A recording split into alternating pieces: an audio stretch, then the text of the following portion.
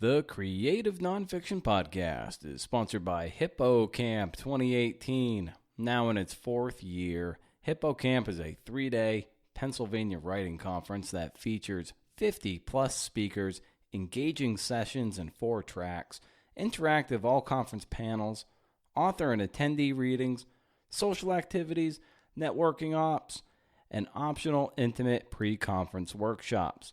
The conference takes place in lovely Lancaster from August 24th through August 26th.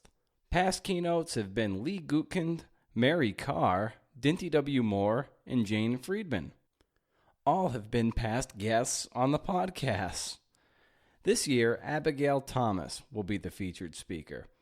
Visit hippocampusmagazine.com and click the Conference tab in the toolbar, and if you enter the keyword CNF Pod, at checkout, you will receive a $50 discount.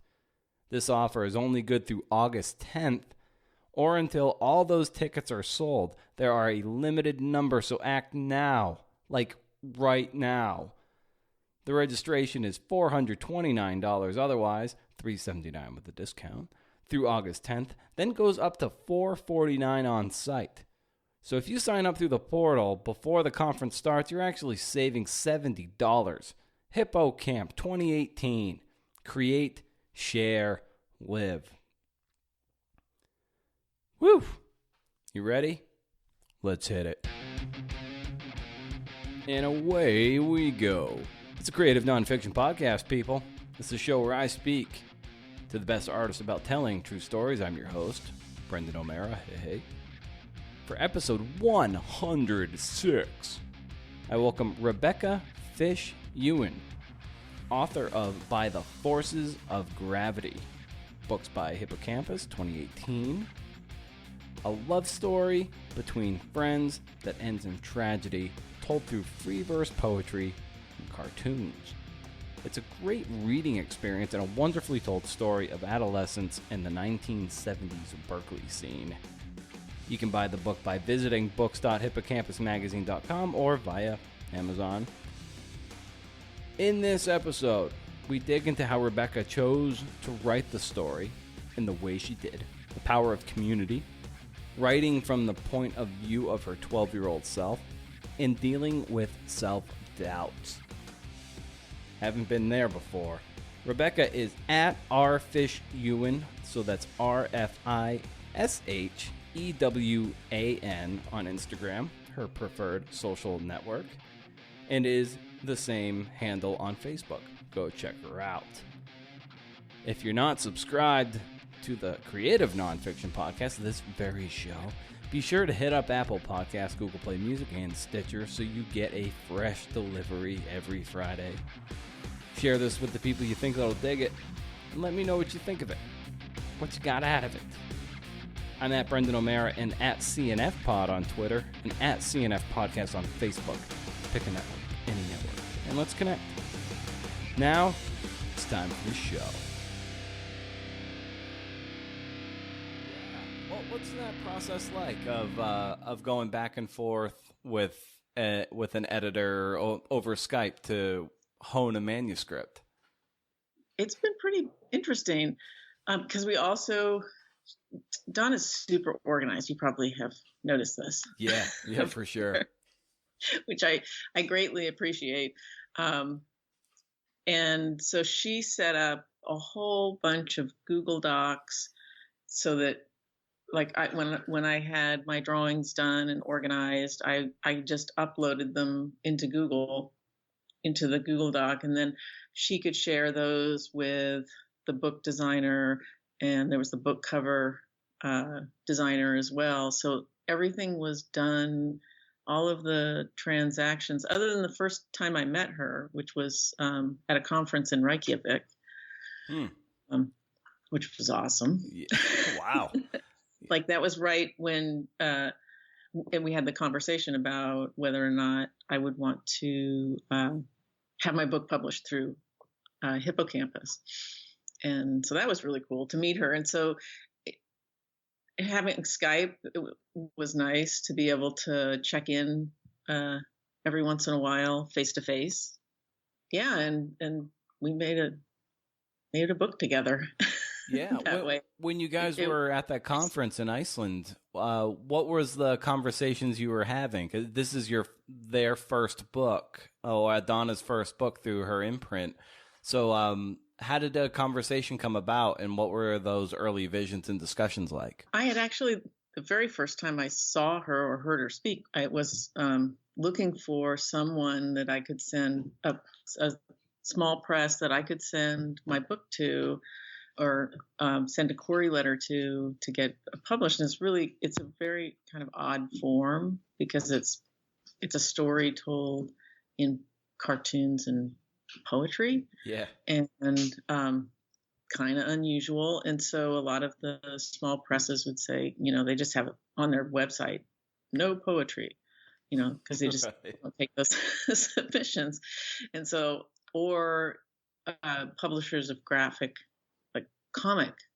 novels are pretty exclusive to graphic novels, and mine is a hybrid.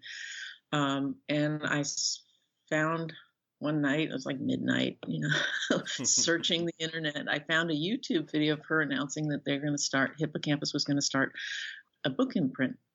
And it's all based, Hippocampus is all based on memory, writing from memory. And so I was like, well, they'll be open-minded. That was the feeling I got from just listening to her talk, is that they'll be open to a really odd little form that I had created to tell the story. And so, when we finally met, and it was just sort of a coincidence, I was going to Nonfiction Now in Reykjavik, and she had also registered to go, and I was on a panel there, and we didn't know each other was going, and until right before we left, and we arranged to meet for the first time at the conference. And the form of the book, as you were saying, it's half prose poem and half cartoons. And so how did you come to the form? How did you come to want to tell this particular story this particular way? Through struggle.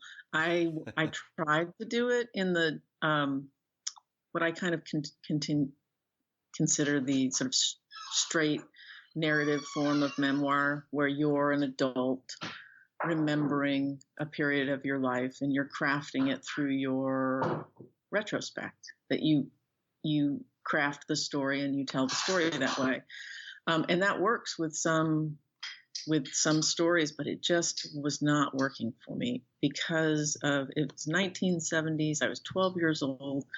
It was in Berkeley, and it was just a time that's hard to reflect on without focusing on the copious amounts of drugs people were using, this whole free love sex that was fairly rampant, and without it sounding judgmental or almost caricaturish. If you see TV or movies about the 70s, everything seems almost cartoonish in the way that it's described. And it just wasn't working.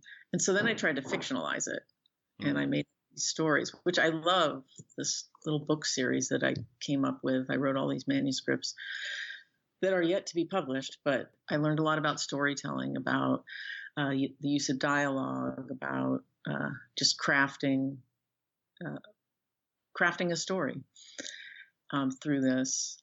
But it didn't end up telling the story, because what I discovered about fiction is you create characters, and then the characters have a mind of their own, and they go and do stuff. Mm-hmm. Yeah. They just do other things. And so I created all of these characters that told a different story. They told a story about what they wanted to, what they were doing. And I know there's this, I just read about this genre called, it's like auto fiction or something. That's supposed to be basically, I don't know, it feels like kind of like hidden memoir, where you fictionalize memoir. But I think maybe all fiction is kind of that way, somewhat from your human experience. Mm-hmm. So some of the emotional parts of the story were there, but it was just so different that it wasn't telling the story. And so I remember my son was about 12 at the time, which was the age I was when this story begins. And he was sitting on the couch, and he he was very tiny when he was 12. He's big, gangly, almost 17-year-old teenager now, but he was really small. And I realized that that was the person who needed to tell the story, this 12-year-old, this tiny kind of waif-like hippie girl, who was living in, who moved into a commune that was just for kids and had this experience and had this friend, and made this friendship that was like no other friendship I've ever had. And she doesn't know her best friend is going to die. She doesn't know that. Right. How could I know that? And that was the important thing, because as a grown-up, I couldn't forget that fact. I mean, it's a devastating fact to have your best friend die. And so I couldn't, as an adult, get past the story of how her life ended. And I wanted to tell the story of how her life was lived. And so I realized I have to tell it in first person present. And that's where the poetry came in, because I was, 12. I didn't know anything about grammar. I had dropped out of, elementary school. And so it just came out. So I don't actually call it prose poetry as much. It's narrative poetry, but in prose, they have sentences and paragraphs and commas. I don't have any of those things. And so free verse is more how I think about it. It allowed for a very quick pace. It allowed for a lot of the fun things that happen with language in poetry that I think is closer to spoken word. That was much truer to her voice. The poetry, the way you're able to digest that allows you to then enjoy the images as well. Like, you don't get exhausted reading the poetry part so much so that you're not able to ingest and digest the accompanying cartoon part as well. If it were just prose, it might get exhausting to have to read that and then see the Too picture. Many words. Yeah. That's exactly, that was exactly what happened. And so I had these poems, and once I found that voice, the poems were just like, had scraps of paper. They were just kind of spilling out of me, and the story just it came much easier, but not until I had struggled trying to make it in fiction, years of trying to tell the story in a way that wasn't working before. Once it was working, it came very quickly. And I printed all of those, and I had them in a binder, and I started drawing on them because I was trying to revise the words. I was trying to create sort of the context and the images. I was trying to see the scenes, and I just started drawing on the drafts, and eventually they became an important part of the actual storytelling. I was like, well, this is a way I can show things to people that maybe I don't even know. So sometimes there's a couple of places where the drawings reveal things that I can't see as the character, as but they also sometimes they do offer kind of a different perspective, and sometimes they're just to add a little levity when things are particularly not funny. Like in the chapter on dark matter, a lot of the things that were happening to me, it's not funny. It's not being sexually abused as a child is not funny. Right. But it wasn't 100% just this dark and terrible moment. And so I tried to, and plus when someone's reading about it, that's a hard thing to read about. And I wanted to kind of have sometimes I think the cartoons offer a way to buoy people up as they're moving through some of the moments. And what was it in your earliest recollection about Luna that you were so drawn to? I mean, I think it really was like the second I met her, she was just this shining light of a person, which is so different from me. I think she was so opposite who I was, but she wanted to talk to me. She hung out with me. We became like inseparable best friends. And it was so it was just to be near her. And she was always positive about everything. And she always had this like really profound explanation for everything. And it was like making reality magical. And I've said that before, that like in terms of the book, sometimes it's a little bit like magical realism, but it was like just realism for her. Just everything had the potential to be magic. And it was kind of intoxicating to be around her, intimidating, and complex. And I wasn't really, that good at it. I don't know that I was the best friend, but she was awesome.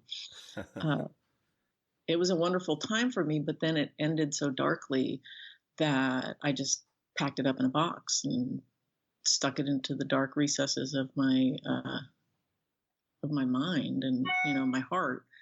And I think I needed a lot of time to pass before I could turn it into something that I could share with people. Because that's a question that comes up a lot with memoirs, like, why do you have to tell that story? That's a terrible story. But I don't see it that way. I see it as an opportunity to tell a different story. If you Google her name and you look for any information about her, it's usually just a couple of sentences, and most of them say she was the 15-year-old daughter of Robert Anton Wilson, who was murdered. And that's a terrible legacy to leave when you were an amazing person when you were alive. And that was the main reason that I wanted to share the story. I mean, I wanted to tell the story and kind of work it through for myself, but I wanted to share the story because I think people should be remembered how they lived their lives and not how they left it. And given that this took place decades ago, was this always something that you wanted to process through a story of this nature, or were you, or how long did you feel like you had to wait in order for you to be able to process it and tell the story adequately? I think sometimes you don't really know when the good time is. You just keep trying, and you're like, oh, that's not working, or I'm not ready. I mean, in my 20s, it would have been a terrible story because I would have just focused on the end, and it would have been dark. And it was also going to be about this terrible thing that happened to me. And it's like, the terrible thing didn't happen to me. The terrible thing happened to Luna. And I was, witness to that moment, and it was devastating, but I'm alive. Being able to get past that. And then I also think I hung on to a lot of stuff. I still have the poetry book I made for her. I have my high school notes. A lot of the things, some of the poems actually are verbatim taken from my high school notes. And so I squirreled that stuff away, not really knowing why, but it was sort of like remnants of a memory of a time and a person that was no longer there. And so I kept that stuff. And so I had it to refer to. A lot of the drawings are of actual things I'm looking at, like the last gift she gave me. Those kinds of things are all things I have in my closet, in my writing room. And so I had those things for a reason, but I just really didn't know exactly what it was. And then the other thing is technology. I could Google all of these things that were really important, like the weather on any day in Berkeley. I don't know if people know this, but all you have to do is Google weather history, and you can find out what the visibility was on any given day, when it snowed, who was playing at Winterland, what songs they played, every single concert. There's people out there that put this stuff on the internet. I don't know why they do, but but I love them for it. And it was really helpful because I would have memories of, like, I know I listened to this song, and then I could just find out when it was released. And then I would write that down on my calendar. I would know I went to a certain concert or a certain place, or that I played in the snow. And then I could find that information, those facts of those things I found on the internet, and I would put them in a calendar, and I kind of created anchors for the story that were based on reality. So yeah. And do you recall a particular moment that crystallized in you that you were ready to take on the story and tell it in the way that you wanted to? One of the things, I still have the query letter that I wrote to Donna, and I think it's just, I mean, that's one of those kind of perfect storm moments. There was a lot of preparation and thinking and planning that went into her deciding to start publishing books. Years of preparation for that. And there was also years of me writing really terrible query letters and not really knowing what I was doing in preparation for writing the letter to her, because I've kept that, and that's a pretty good query letter. I finally figured out how to say exactly what I wanted to say about why this is an important story and it's worthy of publication. So there was sort of that moment when I could finally craft the query letter right. I think that in terms of thinking of it as like seriously thinking of it as a book, I mean, I workshopped it through Literary Kitchen with Ariel Gore. She has a summer manuscript workshop, and I workshopped the manuscript after I had a full draft with the cartoons and I had the form figured out. And so that was, I mean, I was really thinking of it as something that I definitely wanted to publish. Another moment, I had gone to a Poets and Writers conference. They had Poets and Writers live, and they would go to a city, and they went to San Francisco, and they had this one-day conference, and the theme was inspiration. And most of the speakers, there was sort of this mantra that, I mean, I don't think they like got together and said, hey, let's tell them you need to be an active part of a literary community. Hey, let's tell them, these things. It's just a truth that I heard that day, that, you don't go to a conference because you want to find an agent and get your thing published. And it's not all about you and your book. It's about building a community and being a part of that community. And if you open yourself up, and this is exactly the kind of stuff Luna used to tell me all the time about, karma and good vibes and all of this stuff, that if you, it's like improv, if you just always walk in and say, yes, that good things will happen. And that is precisely what happened. It was after that conference, I started making zines and getting more involved with the zine community in Phoenix, and just trying to be a contribution to a literary community, rather than being me alone in my room writing my book and wondering why nobody appreciates it. Yeah, that's so important, what you're saying right now. And it really worked. I mean, it's like that whole positive karma thing. And then, and then Donna wanted to publish the book. I was like over the moon. It was fantastic. And it's been perfect because it's a new thing. They had the anthology so that she could kind of, in a controlled way, figure out how to make books and how are books different than an online magazine. But like working with an author and the contract and all of these things, there's so much transparency. For me, it was really awesome, because I like that. I had, she made the book precisely as I imagined it, and then better. And what was the difficulty in telling the story through your 12, to 14-ish year, 12-year-old eyes, and not imbue it with the decades of experience that came after? Like, how did you stay really grounded in that time? Well, there's probably the previous struggle of having tried it and knowing that voice wasn't going to work. Mm-hmm. And I think the form, the maturity and experience that I have, because I've been through an MFA program in creative writing and poetry. I have a lot of training in writing. So I was able to tinker, I guess, as a grown-up with the words, with the language, so that I wouldn't interfere so much with what the action, I guess. So I could be there as, thinking about, oh, well, should this word be here? Where's the line break going to go? And what's the flow of all of this? These are all things that a mature mind, likes to think about and do. So I wouldn't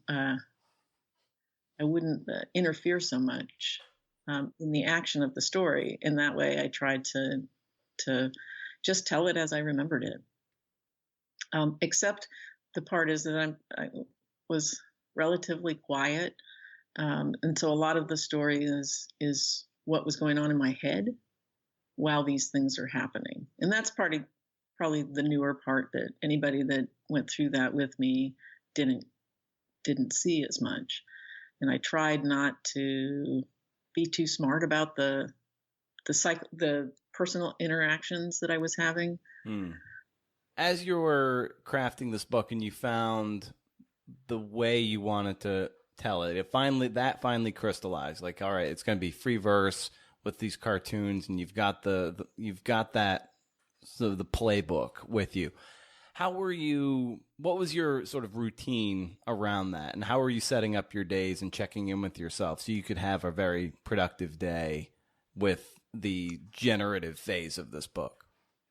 That's also a very good question, because there's that sort of idea that, to be a real writer, you have to have a 6-hour chunk of time, or you have to do 3 hours of writing every day at the same time, or some kind of structure. But I'm a mom. I have a full-time job as a professor. I have a house, and I have stuff going on. Mm-hmm. And I had cobbled together, especially when my kids were young, when they're really little, they just have needs and they're immediate, and you need, you're their parent. You can't just go, no, I'm having my literary hours now. Go feed yourself. I can't do that. And so I was already practiced at, I keep my notebook with me wherever I go, and I always have something to write with. And that if a poem came to me while I was driving or parked at the Safeway or whatever, wherever it came, I would write it down. So I had already cultivated, and maybe that's why I chose poetry rather than prose, because, a poem can sometimes, in its rough draft form, spill out very quickly. What I think I don't know if a lot of people, if you don't write poetry, think that that's it. That's all you do. There's a lot of poems are multiple revisions. Mm-hmm. For the really, harder work of poetry, I think, is in the revisions. And so I had a print copy of it that I would just constantly, I read it out loud. I don't know how many times, many times. I read everything I write pretty much out loud before, just to get the cadence of it, to get the voice right, to get the words right. If I'm stumbling over words, maybe those aren't the right words. That just became part of my routine, that I would, whenever I had moments alone. And then I did finally, we bought a bigger house, and I got a writing room, and I have a drawing table. So that was part of the ability to be able to draw all those cartoons, is that I had a light table, I had a space to do that. And are you moving between the two with a predictability, like you would have your poem and like, all right, now it's time to draw? Or would you sometimes go from, you would draw the cartoon and then write the poem to reflect it? Well, by the time I had a fairly complete first draft of all of the poems, I had maybe a third of the cartoons that I had just sort of scribbled on the work or started drawing in my notebook. And so then once I cobbled it together and I realized it needs to be a paired relationship, there'd be gaps in the drawings. And so then once it gets nearer to the final revisions, I can have kind of a to-do list I need, and it was the same way with my first book, The Land Between. I had the same thing where I just, once I had a draft, I would realize, oh, there's a gap of information. I got to go get that information. Oh, I need to, now when I go to the Owens Valley, I need to go and take a photograph of this barn. I had kind of very specific instructions, and it was very much that way near the end. I would realize I need this kind of drawing to go with these. And then until I had one for every page. Yeah. And crafting any kind of memoir oftentimes is a big challenge, especially when there's, a significant loss in the book. And I wonder how did you work yourself through the drafts of this book, given how it ends, and how was that for you, and how did you work your way through it? That was probably the hardest part, are the part I call the dark pages. Mm-hmm. And it's the last few chapters, which are really fast. There's not that many words to them. For those dark pages, I actually did those with both hands, and I had to just remember how horrible. I mean, it was really hard. Yeah. And I just scribbled. And then the controlled part of me as an adult creating something would be, I would stop and I would scan what I had scribbled. And then I would go back and keep scribbling it, because it was getting darker and darker, and I wanted to present it in the opposite. So, which is how it kind of felt, where it was like my whole entire world went black and dark. And slowly over time, light starts to kind of creep in. I don't think you get over really, really intense loss, but I do think, you have the capacity to let light back into your life. Mm-hmm. And so that's what those pages are doing. They're getting a little bit lighter as time goes on. And then the other thing that I did is, that's the area where I relied the most on poems constructed from my notebooks in high school, because I wanted to offer to people precisely how I was kind of seeing the world. And they're really fragmented, which I think is how you also experience really traumatic. When your whole body is traumatized, your mind is traumatized, your brain is not remembering things in the same way that it does when just in a normal day, where it's kind of squirreling away all this information. It's very fragmented, and I wanted to offer it that way. Mm. And I had to kind of slow down the pace in some of the places. So I have these little drawings of just things that I'm seeing, kind of object focused. So there's a lot of controlled construction in those last few pages, because I was thinking about the reader and how to, you can't just throw that at someone and not kind of try and carry them through it in a gentler way. In thinking about the reader, how do you, create in the face of an end product or an end user and not be stifled by that? I think that aha moment where I was thinking about, not so much focused on it's me and my story, me and my book, but a literary community, or just even an artistic community, a community of people that love creative work, that I thought of them and tried to think of how to tell this story in a way that was as true to the experience. I mean, that's the idea of it. I think in fiction is like that. I think any storytelling is like that. You're trying to craft something so that while someone is, sitting in their room alone, or they're sitting outside on the deck, or wherever they are reading your book, they're experiencing your life for a moment, how you experienced it. That's what you're going for.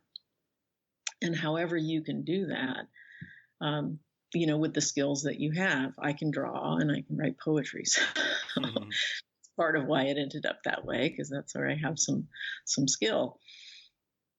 I'm hoping that when someone reads it, they, clearly it's a sad story. It has some dark moments in it, but it also was an adventure. Being Luna's friend was an amazing adventure. Being in the 70s in Berkeley was an adventure. Yeah. It was always fun, but we got to go on road trips. We drove to Fresno to become fruit pickers during the fruit grape strike, which is just a ridiculous thing to do. My dad would have never approved of that because he wouldn't even let me eat grapes during the strike. It was just this silly thing, but we did it. And I have the memory of it, and I wanted to share that with people. And so it kind of actually wasn't stifling. It was the enjoyable part of it, is sort of trying to imagine, okay, and then they're going to, have this part. Oh, it's going to get dark here. Let's have some levity, or, Who did you turn to for models and inspiration in terms of your drawing and even in your writing? Who were some of those key influences for you? Definitely for writing, Ariel Gore is a huge influence for me. I've taken workshops with her. I've read probably all of her books, and she is a fantastic storyteller. And she tells, she writes memoir, but she has a pretty broad spectrum of things she writes about, but and directly, because she workshopped the book with me. And in drawing, a lot of the people that I acknowledge in the acknowledgments, Maurice Sendak was a huge influence growing up. I grew up with, reading his books, and his artwork is phenomenal. And there's a number of artists, even R. Crumb. I mean, the content of his comics is pretty hard to take, but his abilities with ink pen are amazing. He's just really, really good. And so I kind of grew up with those comic books laying around the house. That's what happens when you're raised by a single dad, I guess. And so it was a kind of a combination of just looking at a lot of the artwork, and then the zine world, and what people are able to create, and you can find on the internet, or you can follow them on Instagram. They're just these amazing artists that have just wonderful skills. And so that's a lot of influence. And seeing, I think probably part of it, maybe a timing thing, that I think there's a community based on the, people who support and make zines, and internet comics and comic artists and comics poetry and all of these kind of DIY world that exists today, kind of made it a good time for a book like mine to come out, I think. Because I don't know, there's a receptive audience, I think. Yeah. Yeah, making zines is pretty fun. I just started one for the podcast, just for the hell of it, and it's just like I take little snippets. I'll print out tweets from the guests, and I paste them in there and make the copies, and draw thought bubbles coming out of them from quotes from their episode and all this. It is just a lot of fun, and it's better than a business card, if you ask me. Yeah, I love zines. They're very liberating. And it's just very positive, and people are just sharing stuff, their personal experiences or what they know about growing organic carrots. It doesn't matter. So in Phoenix, there's a zine distro, Wasted Ink, and so I go to they have events, and they have it's a tiny little space filled with zines. And they get zines from all over. And then they also have all of these sort of community events. So it's this world that is very community oriented, and open and positive and receptive. It's just really nice. And it's sort of like a world that's kind of got Luna's vibe. And the part about the 70s that was really wonderful, that this kind of, I can do that. I can do that myself. Oh, let's make this. Yeah. We used to make, my dad was really into community stuff and communal living. That's why he let us live at a commune, because I think he just thought that was a cool idea as a concept. Probably if he had investigated it further, he might have had issues with some of the things that were going on there. But the idea of we were members of a food co-op, and I went and made like tons of loaves of bread, and we would go and deliver them in a big school bus. And it was just that part of it, I think, is kind of having a renaissance, but in a really kind of cool, sophisticated way. So that's been a really neat part of the zine community, and kind of the DIY and the maker community that's happening.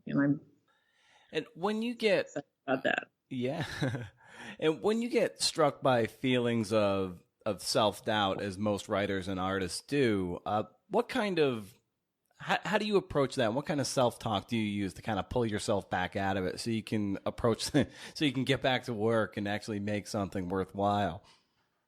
That's probably one where time has, there's a lot of things about getting older that's not so great. Like gravity. Yes. Constantly pulling on you, and your body starts giving out. But patience is something that I didn't really ever have as a young person. I was very impatient and would get frustrated if I couldn't figure something out right away. If I couldn't do a math problem, I'd hurl my book across the room. But now I'm like, I've done this kind of drawing. I know there's going to be a moment when I'm trying to draw this thing and it looks like crap, and it doesn't look like it's ever going to look anything better than crap. But I know, because I've done it so many times, that there's this sort of moment when it actually starts to look like the thing I'm trying to draw and become something. So that gives me some patience. And the same thing with writing is just, I have faith that even if I don't know where I'm going, if words pop into my head, I write them down, because one, I'm going to forget them pretty quickly these days, but also because I have faith. It's happened that many times. I'm like, something's going to come out of this. I'm just going to write it down, and then I'll put it away. And, my brain is just constantly sort of churning over and finding connections and looking at things around the world, and, seeing patterns in things. And if something occurs to it, to the point where I hear words in my head, I write them down. Doodling too is really helpful, because if words aren't coming, then I can draw. Well, and it doesn't have to be anything. It can just be, whatever. To have kind of an arsenal of things that you can do when you're not sure what to do. I also, because now I'm kind of feeling like, okay, this book has been this focus of mine for a long time, and now it's a book. It's a thing. I can't revise it anymore. Yeah. And so I've been preparing kind of for that precipice of what now. And so every time I hear of a workshop and it sounds interesting, I sign up. I take online workshops. I'm just finishing one with Chelsea Clammer, who is Ariel Gore. I was in her book club we had a book coven for a little while, and it was one of the books that we read, and I loved it, Circadian, and I just love the writing. And so she teaches workshops, and so I've taken some of her workshops. I sign up for quite a number of workshops through the Literary Kitchen with Ariel Gore.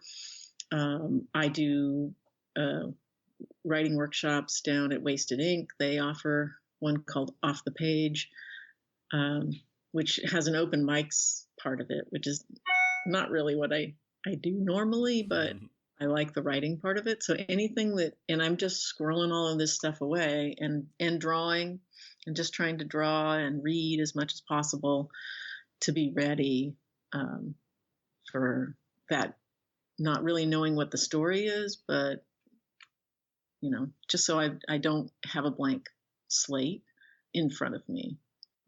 Yeah, and I'm not a super organized person, but I do have my notebook with me all the time, and I try and write the date down, and then if it's a book idea or a story idea, I just write, or a zine idea. I do a zine called Tiny Joys, and which I love, making those. And so if I have ideas for the next Tiny Joys, I'll write that down, and then so it's all in one place, but it's really easy for me to lose them, and to know, like, where was that? So I'm not super organized, but at least it's there in my notebook that, if I'm trying to figure out ideas for a book, I've got tons of them inside that notebook. Huh. Well, and lastly, Rebecca, where can people find you online and find out more about the book and maybe engage with you online if they want to? Well, I have my website, RebeccaFishEwan.com. Fantastic. And are you on like Twitter or Instagram?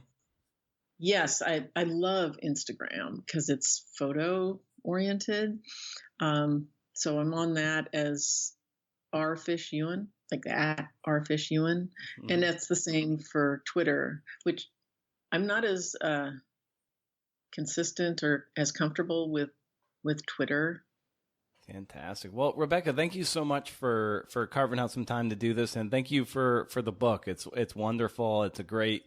It's really, to me, it's a love story between friends, and I enjoyed it immensely, and I wish you continued success with it. Thank you so much.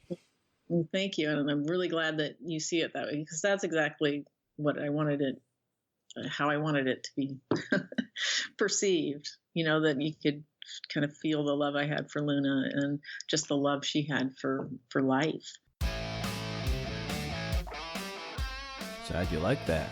I pulled that one in under 50 minutes. Not bad, right? I'm trying to get a little shorter with these out of respect for everyone's time. If you dig the show and you have a minute, please leave a review over on Apple Podcasts. Podcasts. If you show me evidence of your review, I will edit a piece of your writing of up to 2,000 words. Also, show notes and the like are at BrendanO'Mara.com. While there, you can sign up for my monthly reading list newsletter. 4 books and what you might have missed from the world of the podcast. Once a month, no spam, can't beat that. Again, let's connect on social. I'm at Brendan O'Mara and at CNFPod on Twitter and at CNF Podcast on Facebook. Let me know what's up. If I can help, I'll help. Thanks for listening. Have a CNF and great 4th of July. I'll see you right back here next week.